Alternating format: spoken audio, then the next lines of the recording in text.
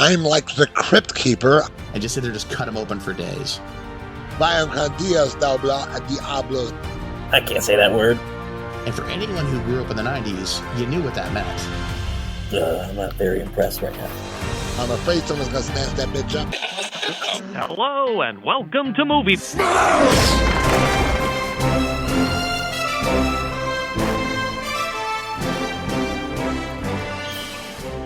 Hello and welcome to Movie Smash, the show where we dive headfirst into comic book movies outside the MCU. If you're new to the show, thanks for joining us. If you've been here before, you know the drill.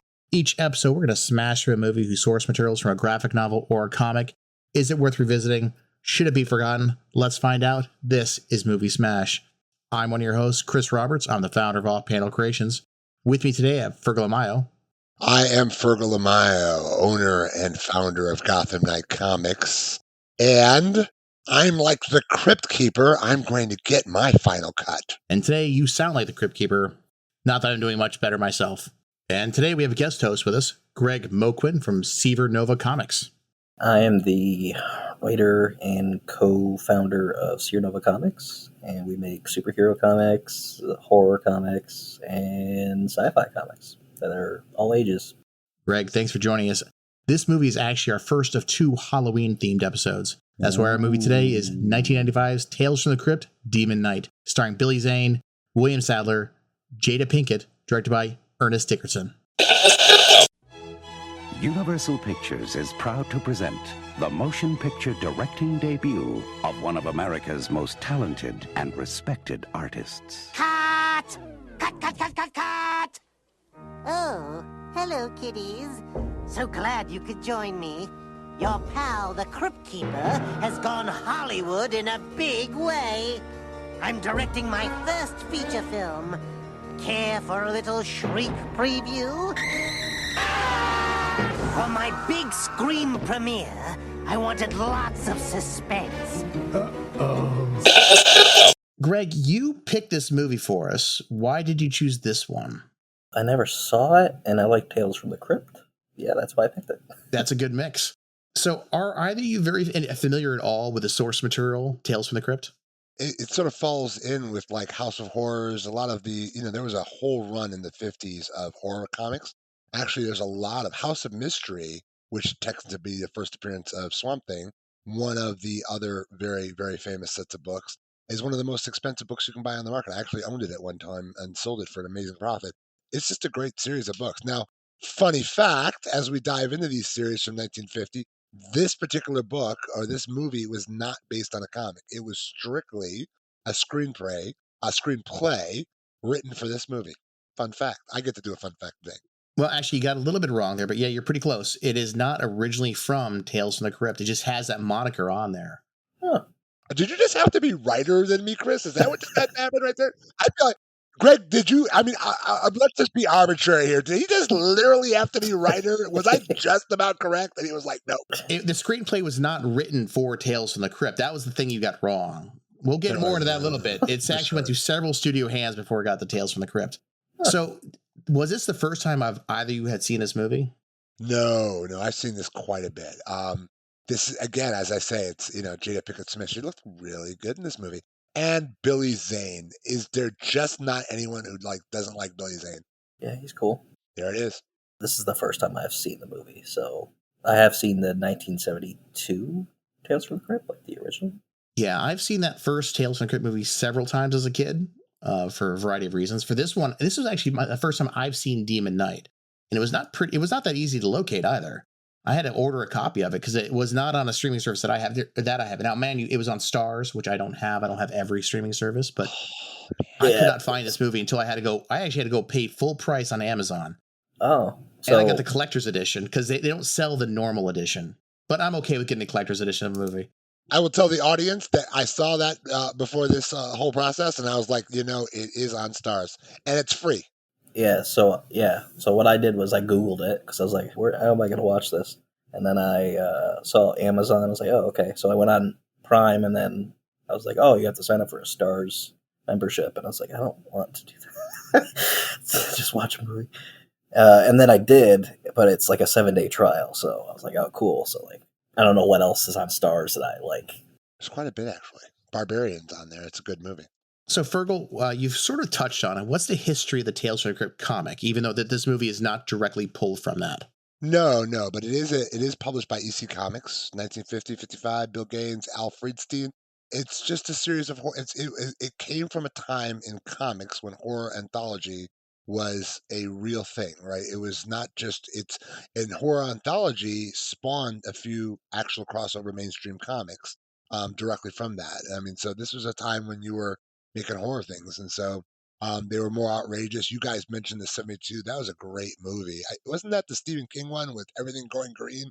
It's been years, decades even, since I've seen that movie. We just aged ourselves. I don't know if that's appropriate, but let's do it. Considering our last episode, I talked about how I was still in Western Germany in '86.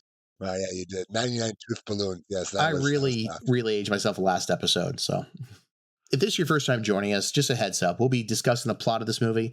With some of that, may discuss some elements of the story that might be considered spoilers, so consider yourself warned. So, Greg, since you put us through this movie, why don't you give us a quick synopsis of what it's all about? There's a guy named Brayker. He possesses a mystical key that stops demons from taking over the world. He hides in a boarding house where this demon called the Collector leads a assault to try to get that key from him. And so Billy Zane going after what's his name? Willim Sadler? Yeah. William Sadler, yeah. Which is weird because he's normally a bad guy in most movies. Yeah, and that's the thing, too. There's really not much to a horror movie. They're very sort of straightforward plots. Yeah. And the thing that makes horror movies work typically is the big bad. In this case, that's Billy Zane, though you may not know that in the first 5 minutes of the movie. Yep. How did you guys feel about how Billy Zane portrayed the Collector? Again, another fun fact with that guy, he, when this movie sat in development hell through multiple writers, directors, until it got to Joel Silver as Silver Pictures. And they were the ones that really they camped it out a little bit more. So I think if you were looking for, obviously you have the Crypt Keeper in there. It's not going to be too serious. It's going to laugh at itself. And I think that when you have, wasn't the other guy from Night Court in there as well? He's one of the actors in there, if I'm not mistaken, in the beginning part of the movie before it gets to the movie. It's, I think Billy Zane did a great, he was reckless.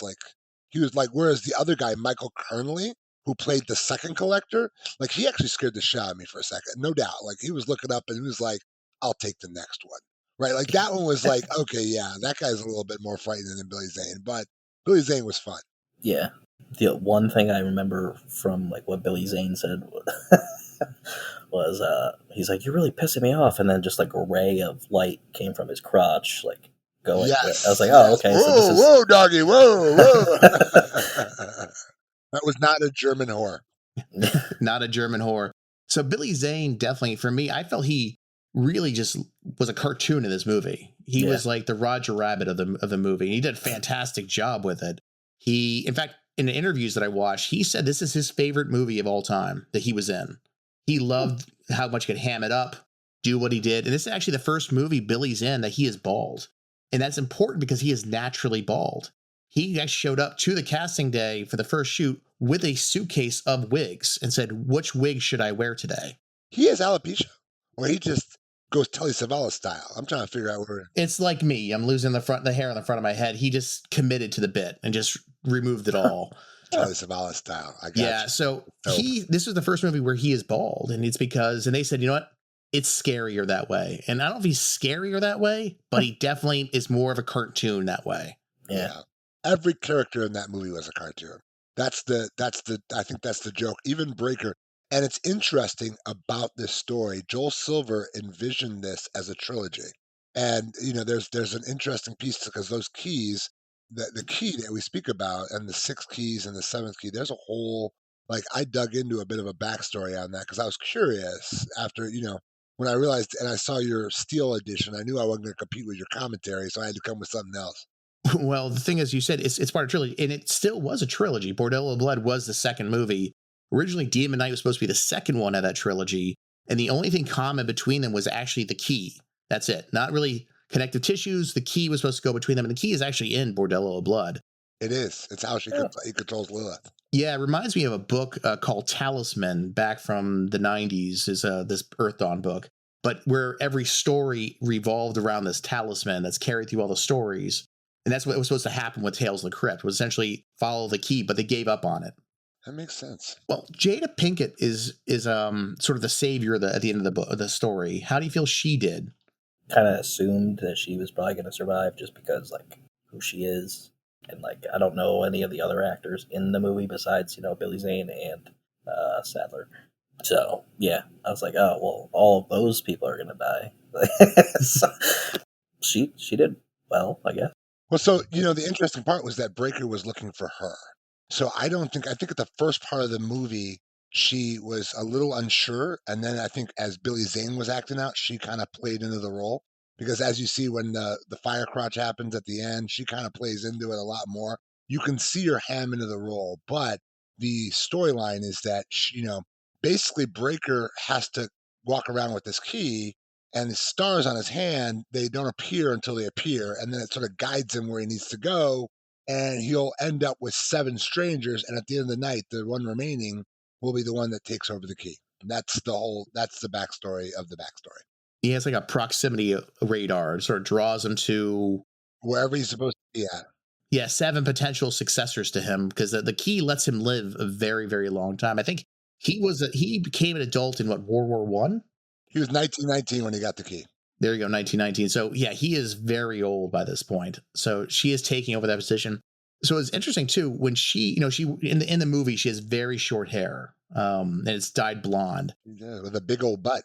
Whoa, not say that on TV, because that butt was nice. I don't know what's going on with it today, but at that point, that ass was phenomenal. You can make change on that.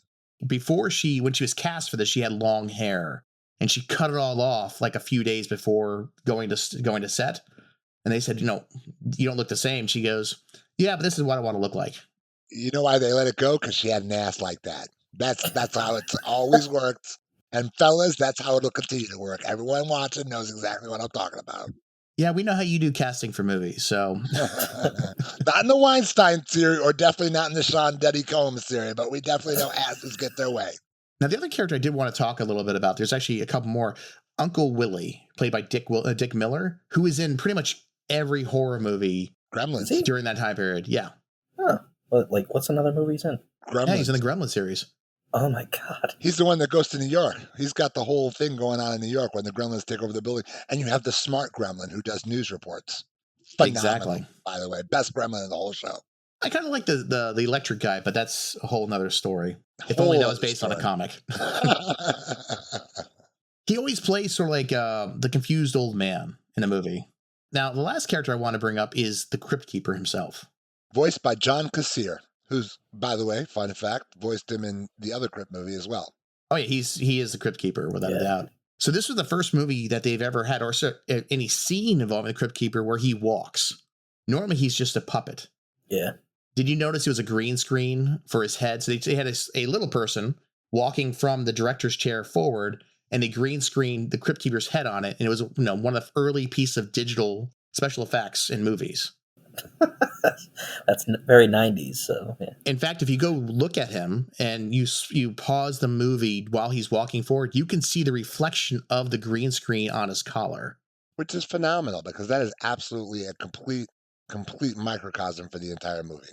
Oh, without a doubt, it's that level of cheesiness, and the fact that they left it in there just speaks to what this movie is about. Yeah, absolutely. But Fergel, I thought you would appreciate this little fact for him. The eyeballs, the puppet for the Crypt Keeper and his eyeballs. Mm-hmm. You've probably seen those eyeballs before. They're Chucky's eyes. Those are Chucky's eyes? Oh. Those are Chucky's eyes. Funny how we're having this conversation while I meandered my ass into a Home Depot last night, and I'm thinking about buying one of them 6-foot-tall little Chuckies just to put on my front yard. Now, I'm afraid someone's going to snatch that bitch up, but it is wonderful. I was curious where you're going to take that conversation, because you're saying, like, Chucky's eyeballs, I'm walking into Home Depot, I saw this lady. I don't know where you're going to go with this, Fergel. Bash somebody with a 2x4 and their eyes pop out. I took it a whole. Now, if that had happened, that would have made a great story, guys. Let's stop. That would have been a Facebook post. Somebody would have posted on that shit. It's a horror movie. Very small sets. Very tight roles for everybody. It's supposed to be, unlike a traditional Tales from the Crypt movie, which is really someone gets a comeuppance. This is more of a action survival movie. So it really comes down to the scenes. Are there any scenes that particularly stand out to you guys? The car chase scene, I thought that was really cool. I kind of like that scene. The original, like they interspiced a little bit of Brayker's background. I thought that was cool. Like, and that's what got me interested in digging back to where this whole thing with the key came into play, and that these demons that are not normal demons. So I like that. You're talking Um, about the flashbacks, right? yeah, the flashback scenes, and I also just really appreciated Cordelia when she made that change over. When she demonized, I thought she was phenomenal. So instead of like sort of bouncing all of them, let's start with the car chase. Why did you like the car chase scene? Just standard 80s, 90s car chases. That was how it was back then. Real cars without wires, and Vin Diesel was nowhere to be found. Very true. They had one shot at that one. This movie was a very tight budget. That car scene, they had one attempt to do it. That's actually a real car driving with flames coming out of it. In fact, there's a guy hiding in the back seat who is playing with the blue chain torch that lights the car up and fire goes up, fire goes down. He's laying in the back seat of the car. That's perfect. Wow. By the way, if you can't tell, I watched the commentary with the special effects people, not the director, the special effects people. I thought that was a better one to listen to since I only had so much time. Chris likes to be incredibly knowledgeable about just everything we're talking about. So you will find that out as our day goes on. His commentary knowledge knows no bounds. And Fergel always tries to take my job. And I don't try to take your job, so. I'm just trying to come with something interesting. So they said there were 6 keys, and they were trying to stop. Like it gave them the ability to bring hell on earth. And the last key, it was all divided up. They had regained all 6 spread across millennia, but they couldn't get the 7th one because that was held by Jesus Christ, which infers that there were other beings on other millennia and other galaxies that had these beings or that had these keys, and that they were able to collect them all. But that one, the blood in that started from Jesus and worked all the way forward to Brayker. Yeah, the first blood in there were from the 3 guys on the crucifixes, all 3 of them. But I don't think necessarily it was Jesus was one of the original holders of the key, because remember that guy was confused that the blood was hurting the demon. Well, I mean, the guy who was grabbing the blood was confused, but keep in mind, those 3 causes, if you look to any am I going to say a really big word? Iconography? I can't say it. It's not going to come out. Iconography? There it is, right there. If you look at any religious iconography, I still can't say it. You just said it. I think it looks pictures. like Just say pictures. Yeah. Just say pictures. I was trying to impress Greg. If you just look at any old religious pictures, you'll see that cross formation feels a lot like Jesus Christ. I'm not very impressed right now. I can't say that word, so I'm not going to try. Well, you started talking a little bit about how what's her name, Cordelia, Cordelia, how she made the conversion, but multiple people were trying to be converted by Billy Zane, and what he was trying to do is tempt them with their dreams and hopes to come to his side, and when they accepted his deal, they became a demon, except for one. What about the Cordelia one stuck out to you? I don't know. Maybe it's her boobs. I got to see her boobs earlier, and they were. Then I'm surprised you didn't pick out the Miller one, the Uncle Willie one. I probably would have, but just the Cordelia look, the boobs. There are lots of boobs in that movie, but that was good boobs. Speaking of boobs, Uncle Willie, his conversion, which essentially is he's being convinced to drink more, right? But he's going into a bar with it was 8, 9 different women that were in there. I remember that as I was working today. He only has one line. And during an interview with him, he said it took him 15 attempts to get that scene right. And that should tell you everything you need to know about Uncle Willie. Because he, as he put it, he couldn't get his lines right. He just had to keep doing the scene over and over and over again. Was it real alcohol in his glass? Probably not. But the thing is the fact that he was just wanted to go through the practice of doing that scene over and over and over again. Dick Miller's a stand-up guy. Were there actually, I'll talk too about the conversion or the temptation of Jada. You know, the scene where she's walking down and there's that big mural that she's up against. Yes. So they had one shot at that scene because they could only afford that print once. You know, the blood pours out of it. Yeah. And so, they could only afford to try doing that one time because of how little money they had for this movie. Her best scene was when she drew out that love thing he was trying to say, to Jada at the end of that. That was probably because he was covered in the blood. He was trying to wash her off, and then she had drank some of that blood. And I just thought that was like his interaction with her, and just kind of whole covery thing, and I want to make her a queen in hell. Like that was kind of interesting. And then when he blew up into the real demon, did anybody else get a feeling like you were looking at the demon from the Golden Child? I never made that connection. Man. But that's actually not the original ending of this movie. Oh. Originally, he was supposed to be a floating head. It was a floating head? Billy Zane was a floating head at the end, trying to tempt her, but test audiences said that was a bridge too far in the goofiness. Really? Like Billy Zane himself went floating head? Oh yeah, they just made a like from Superman. Interesting. It might be late, Greg. We're gonna get this going into some fun here. Enjoy the laughs. Now, how'd you guys feel about Billy Zane and the sponge? Oh, it comes right out of his mouth, like just slightly to clean up the little area, like it's just handy. Did he actually have that sponge in his mouth? I'm Chris. I'm just going to ask the question because I saw the commentary. That was his idea, by the way. He stuffed the sponge in his mouth and then to make it look like a tongue. That was his goal to make it look like a tongue. Was it a full size sponge? Because I'm thinking that's got to dry out your mouth. That was a full size sponge. I mean, he had to clean up a lot of blood. He did. That's quite something. Now, this movie was actually shot in a airport hangar, an old abandoned airport hangar. And the reason they did that was because the movie is mainly shot at night. The movie mainly takes place during the evening. Mm-hmm. So obviously, if you're doing that outside, you only have certain hours in which you can film. So by putting it inside a hangar, you can film whenever you want. So that entire set, including the hotel, was rebuilt from the ground up. So when the scenes that take place in the second floor rooms are actually on the second floor of the hangar. Oh. Now, there's some downside to that. That hangar was just all metal. So it was incredibly hot in there. So when you see that, there's a scene where they're on the upper floor, like after they've been chased out of the tunnel and they're sitting there and they're like covered in sweat and nasty. I know she's got her arm missing. Billy Zane's going to serve the arm for a snack. That was great. Yeah, and they're like covered in sweat. That's real sweat. That's not them being misted to be more glistening or anything like that. That's just because the fact that it was close to 100 degrees in there. That had to be a commentary fact right there. That's of course it is. Knowledge. And the other thing too is because it was an airport hangar, birds were roosting in the rafters. So before they started filming, they had to fire a shotgun off every single time into the air to scare them, so they'd stop cooing. And the moment they started cooing again, they had to cut the film. Wow.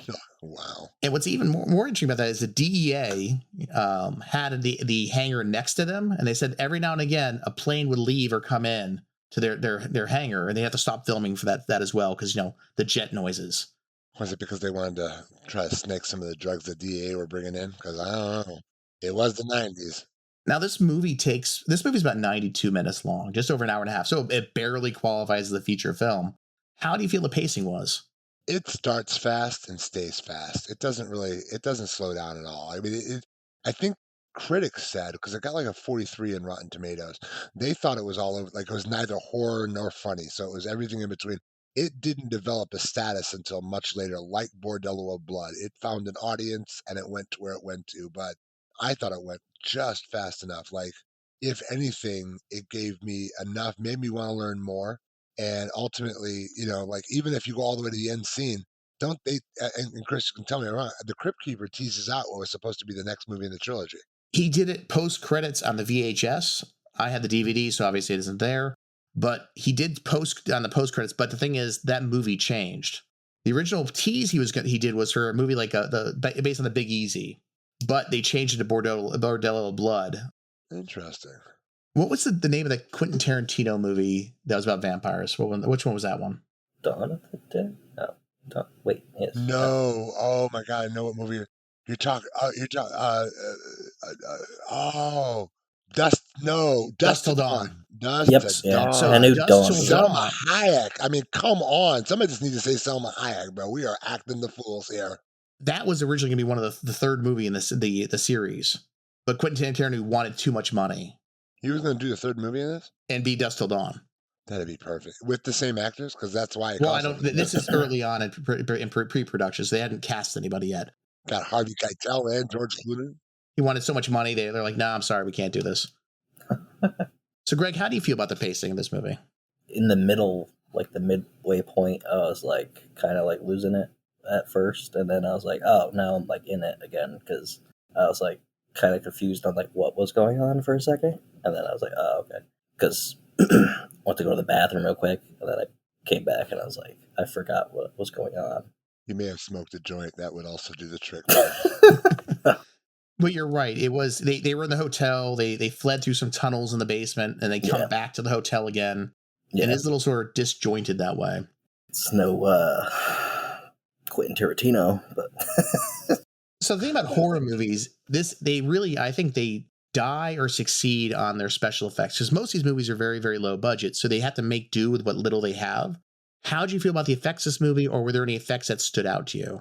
Like the green electricity from the eyes, that's just very 90s. So like, yeah, I think the little kid horror scene when he's turning page by page, that's about the best. That's cool. Flip. Like if you're looking for something that was a throwback to Tales from the Crypt from the comic, and they don't often do this. It's hard because again, this was not based on a comic.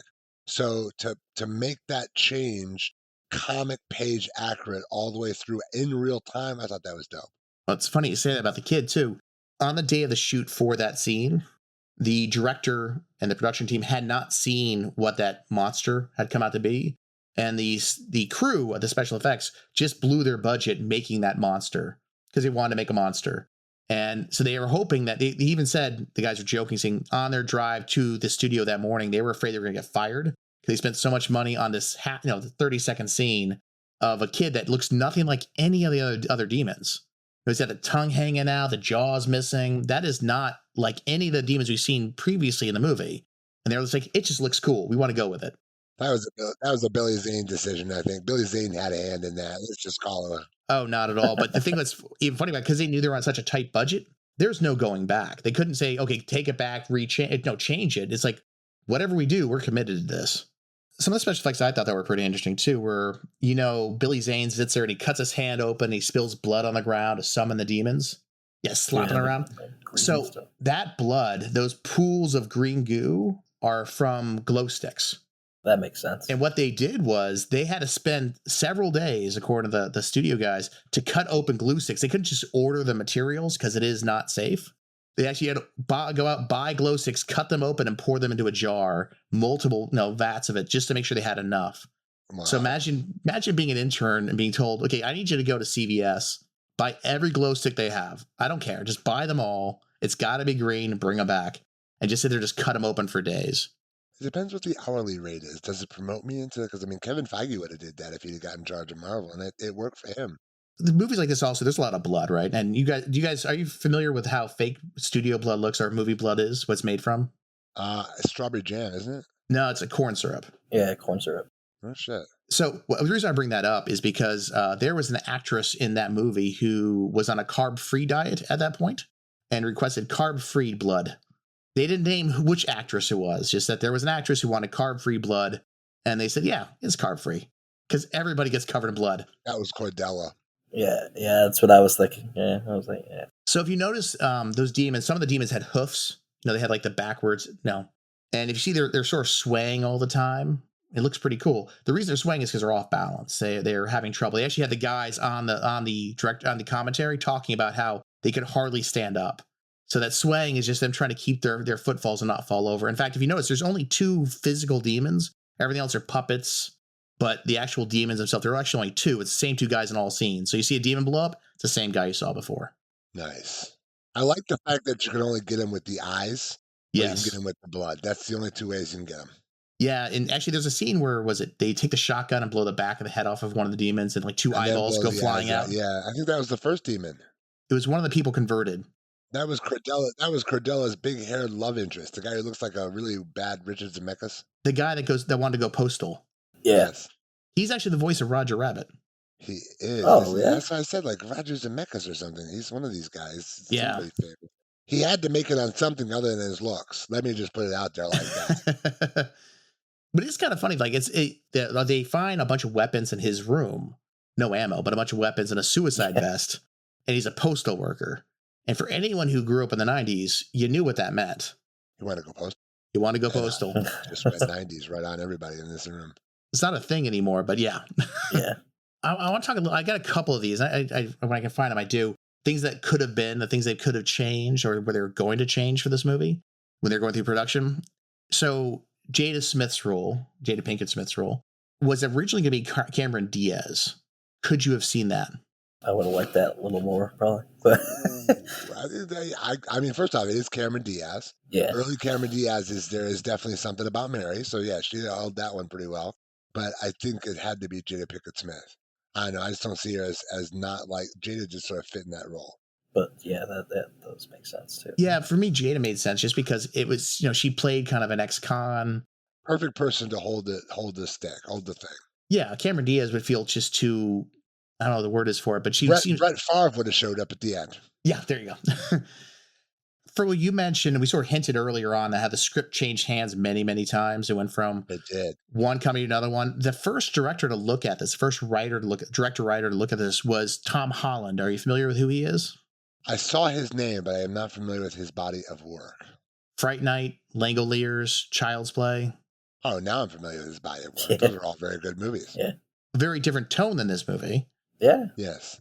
He definitely is a little more darker of a movies than we saw here. Would you prefer to see this movie darker than it came out to be? It's the Crypt Keeper. Probably not. Now you gotta remember, this is before the Crypt Keeper was involved. This is when it was a standalone script. This movie was originally written as a standalone movie called Demon Knight, and that script got passed around to various companies. In fact, the Tales from the Crypt was only added at the very last studio. To be part of the Tales from the Crypt, they had to add that moniker to it. Before that, there was nothing to do with Tales from the Crypt. It wasn't going to be one of those kind of movies. In fact, the studio that looked at it before that was called Full Moon Entertainment or Full Moon Studios. Are you familiar with who they are? Puppet Master. Puppet Master was like their one big hit. Everything else, That's awesome. They've got hundreds of really bad horror movies. Yep. Like they're known for really bad horror movies. Go look up their body of work. For our listeners out there, go look up their body of work if you're not familiar with them. And they've got some entertainment. They've got Full Moon Entertainment. They got some stinkers. They got Puppet Master. So do they do the 100-Acre Forest? Have you guys seen the new Winnie the Pooh movie? 100-Acre Forest. That's a scary, crazy shit. That's a mess. That's a mess. That's like Nicolas Cage unfurled on. There's a Peter Pan movie that they're coming out with. I don't know if it's the same people. Yeah, now that's all hit public domain. Yeah. Was it Blood and Honey? Was the one that came out a couple years ago? And now that Tigger's hitting the public domain, they're doing the new one. There's actually a funny thing too. This movie has a shared universe, according to the directors and the writers. They were asked, "Is this movie part of any other universe?" And they said they had an answer. The past was Jason and the Argonauts, and the future is a movie called Upgrade that came out in 2018. Jason and the Argonauts. You're talking about all the way back to 1963. Harry Hamlin, Jason and the Argonauts? Yeah, they're saying that was, in their mind, that's part of the universe.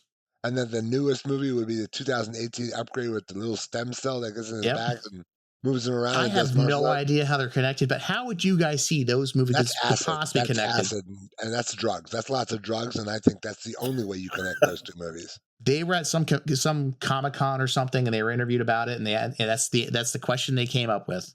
The answer they came up with. How many gentlemen been to a Comic-Con? I know I have. I'm sure you have, Greg, and I'm sure you have, Chris. We're all somewhat sideways by the time we leave. So these are how those questions come about. For this movie, guys, what did you love about it, and what did you think they could have done better? I liked Billy Zane. I thought that, that made that, it's like second to the Crypt Keeper, who kind of sets the stage and gives you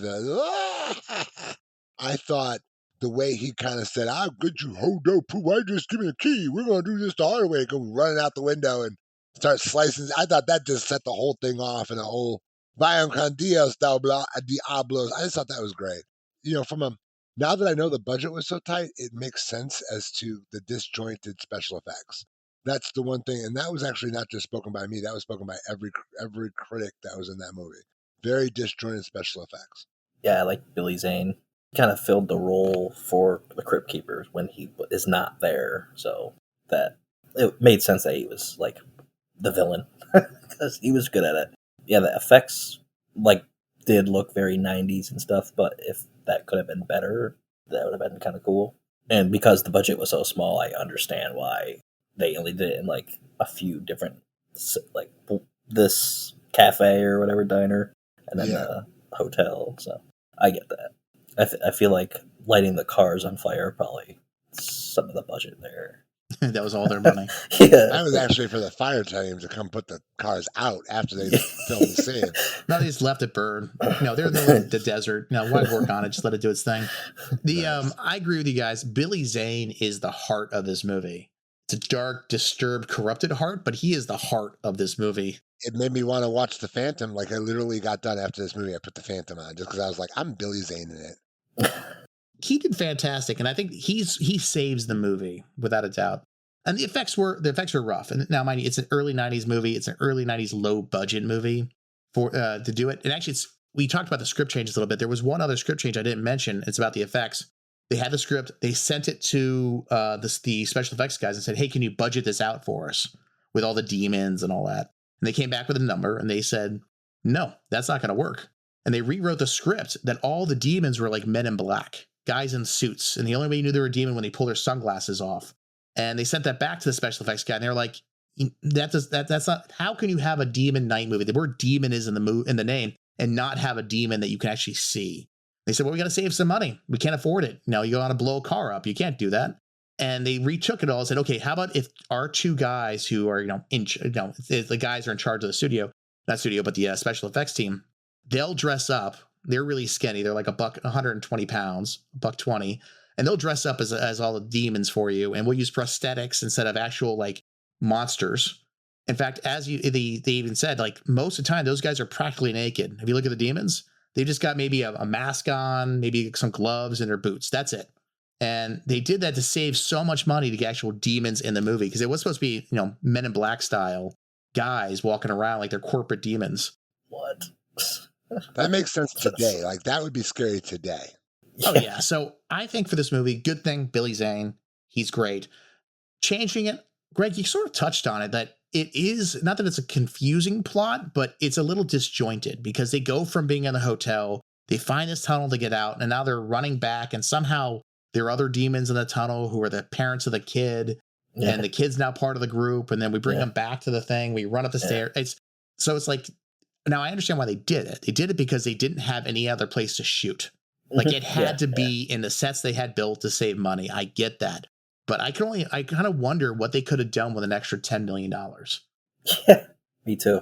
Because I think it was like less than 30. It was a very expensive movie. I don't have the number in front of me, but it was very, very small. A few extra $1 million. I wonder what else they could have done, especially in early 90s. Do you know what the gross was on this? What it ended up doing at the theaters? And like, I don't have it in front of me, but I remember seeing that it pretty much, like all these movies, it ekes by as a horror movie. It makes enough money to make it, to have it again, but it's always the cult following at the end. It's the guy in 2024 buying the collector's edition off Amazon because he wants to see it, who saves this movie. The best example of that, if you haven't seen it, I'd recommend watch it, Donnie Darko. Like Donnie Darko. Donnie Darko's another one, and I will also throw one out there that in case you haven't seen it, I just think it's dope, Hereditary. I've not seen that one yet. That'll stay with you. Tales from the Crypt movies were a thing. There was the one in the 70s, and then there was, you put the moniker Tales from the Crypt on a movie, it was going to be cheesy fun, right? It wasn't going to be, I'll be unable to sleep for weeks. It's not going to sit with me, but I'm going to have fun during these movies. Should they bring back the Tales from the Crypt series of movies? I think it's actually tame in today's world, to be honest with you. You'd have to, because they have tried to bring, like, even the new Twilight Zone is much deeper than it used to be from the original. And I thought the original was the Thinking Man's episode, but I don't know if you can get away with that kind of cheesy horror in today's world. They would take it like A24 style. Yeah, I think it would be cool. I like Tales from the Crypt, obviously, because I picked it. I like Creep Show and stuff, so like if they brought that back, which they technically brought Creep Show back as like a series thing, like a mini series or something like that, a little bit. But yeah, I think it would still work because people did watch that. I think I did. Personally, I would love to see them bring that style of horror. Right now, Fergel, you sort of touched on it. That style of horror movie isn't a thing right now. Mm-hmm. Right now, horror movies are dark, gritty. The slashers are all gone. Now it's really sort of the dark, brooding thing in the darkness. And with the budgets that they can spend, they can actually give great special effects. Mm-hmm. Now, that being said, there are some terrible horror movies on Tubi. You can go find them. But they're not quite Tales from the Crypt type of horrible horror movies. Because it had its own sort of spirit to it, its own sort of feel to it. That's what and if you watch Bordello Blood, you get a different complete sense as opposed to the horror movies that are out today. And they don't even really fit into a category of horror movie. They have their own juice and energy to them. That's what makes these movies. That's why I don't think you can remake these movies today. I think it's it's sort of the middle between a spoof movie of horror and a horror movie. Like it's not making fun of the genre necessarily, but it's got enough jokes in there. It doesn't take itself seriously. It's very hard to find a movie like that these days. I would love to see them do it again. But yeah, I'm not sure it would succeed, but that's not the question. The question is, should they do it? And I'm not fronting the money for any of these movies, so I think they should. Yeah. Chris, you should, my friend. Now for this movie, this movie is 30 years old, almost. Should people go find this movie? Should they set up for their 1 week of free stars to go watch it? I did. You can do it. Well, there's no greater PSA than that right there. I already paid for stars. I think I'm one of 10 people that actually have stars just because I like some of the random movies that come on there. But would you tell people to go watch this movie? My God, I'm the person that tells you to go see Big Trouble in Little China, Transformers, G.I. Joe the movie, Tales from the Crypt, Bordello of Blood, and The Demon Knight. Yes, I'm that guy. I grew up in the 90s and the 80s. This is a movie just like going to Blood Diner. First we greet him, then we eat him. I mean, it's just one of those movies. You got to go see it.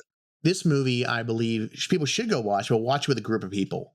This is a different experience with other people in the room than just by yourself. I think it's a better viewing experience when you got people around you can joke with. Think of like Mystery Science Theater 3000. That kind of feel to it. Go in there, have a blast, have some drinks, have some nachos that are with extra nacho cheese on top of it. Enjoy yourself. Watching by yourself. Now, I watched it twice in preparation for our show today. I watched it once, then once with a commentary. And it's good. I've got no problem with it. But I think it probably would have been a much better experience if Fergel, you were sitting next to me and we were making jokes about it as we were watching it. That, and we have a big old fat Woody right there next to us. Let's do that. I don't want to know about your Woody. Not that Woody, the other Woody. Guys, before we head on out, how would you rate this movie? I'd rate this a green glow club on my hand, splashing on the wall. That's what I'm giving it. So about a quarter half thumb in the middle, but with green glow on every wall.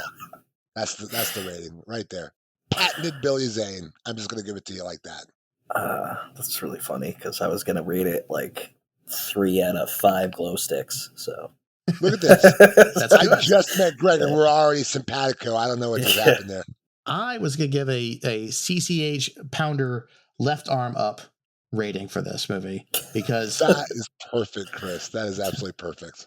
Yeah, actually, it's funny though. When I saw her in this movie, I forgot who she was, like her body of work. I remember from her from the show Warehouse 13, which came out in the 2000 when she was much older. So I saw her like, hey, I know who that is.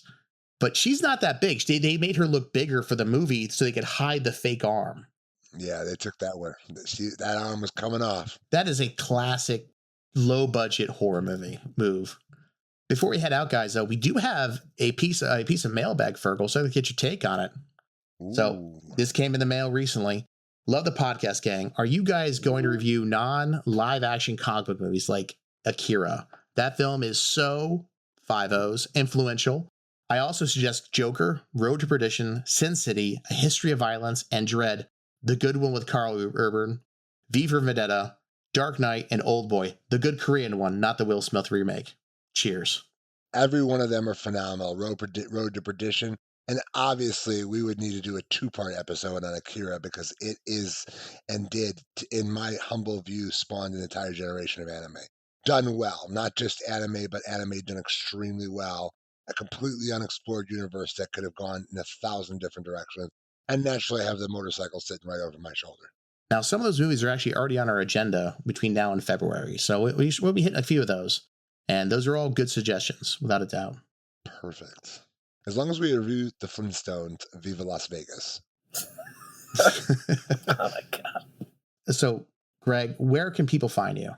Instagram, Facebook, our website, SeerNovaComics.com, or just type in SeerNova Comics in Google. You'll find us very easily. I'm ordering a copy of Space Mittens just because the title is Space Mittens, and I'd like to see where that story takes me. That's a barn door. You're taking the horse out. We're going to take that for a ride. I want to see where that goes. Now, do you have any projects coming up? October 7th, we're launching, or I'm hoping it's October 7th. I think so. we're launching our flagship Seer Chronicles. It's the 3rd issue in the series. There's a total of 5 for the first plot arc. I just rewrote that first plot arc like 2 weeks ago to make it so it's 5 issues and not 10. So yeah, launches the 7th of October and it ends like November 7th, I think. So. Okay, so if the timing works out well, that's the day before this episode drops.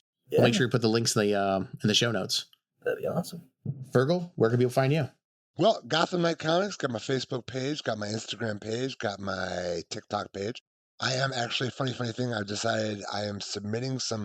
So a buddy of mine said, you know so much about all these comics, why don't you submit a couple articles into a couple of these little websites? So I submitted into CBR, got a click back, so I got to submit a couple more pieces in there, maybe start doing some reviews of comic stories and movies, because I have this limitless knowledge brain full of things. I am definitely who you want to have on Phone a Friend in certain areas. So for me, you can always find me at Off Panel Creations. We're always over there building some piece of nerdy furniture. I want to thank you, our listeners, for spending some time with us today. If you have any thoughts about Demon Knight and how it is the 2nd best Tales from the Crypt movie, send us a note over at movie-smash.com, and we'll see you in a couple weeks. Thank you again for listening, and I hope you enjoy the show. This has been Movie Smash with Chris Roberts, Jeremy Parmentier, and Fergel Amayo. Produced by me, Chris Roberts. Executive produced by Off Panel Creations, LLC. Movie clips provided by the respective studios. You can rate and review the show at Apple Podcasts and Spotify. You might even find your review read on a future episode. Got a question for us? Visit us at movie-smash.com and send us a note. It too can be read on a future episode. If you haven't already, please subscribe to Movie Smash wherever you listen to your podcasts.